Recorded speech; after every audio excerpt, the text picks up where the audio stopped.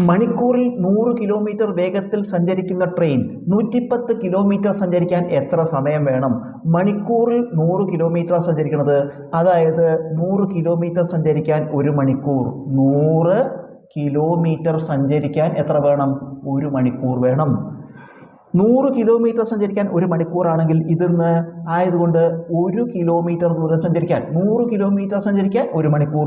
അപ്പോൾ 1 കിലോമീറ്റർ സഞ്ചരിക്കാൻ 1/100 മണിക്കൂർ വേണം. ചോദ്യത്തിലോ 110 കിലോമീറ്റർ ദൂരം സഞ്ചരിക്കാനാണ്, 1 കിലോമീറ്റർ സഞ്ചരിക്കാനാണിത്. ആയതുകൊണ്ട് 110 കിലോമീറ്റർ സഞ്ചരിക്കാൻ നമുക്കിതിനെ 110 കൊണ്ട് ഗുണിക്കുക. 1/100 × 110 അത്രയും മണിക്കൂറാണ്.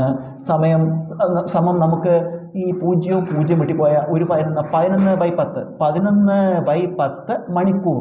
നമുക്കിതിനെ വേണമെങ്കിൽ 11/10 മണിക്കൂറായിട്ടാണ് ഇരിക്കുന്നത്. മിനിറ്റാക്കി നോക്കാം.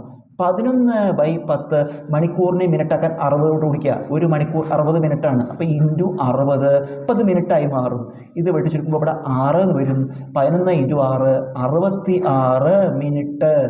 ഈ 66 മിനിറ്റ് പറഞ്ഞാൽ 60 മിനിറ്റ് 1 മണിക്കൂറായി. അപ്പോൾ 66 മിനിറ്റോ 1 മണിക്കൂറും ബാക്കി 6 മിനിറ്റുമാണ് ഉത്തരം.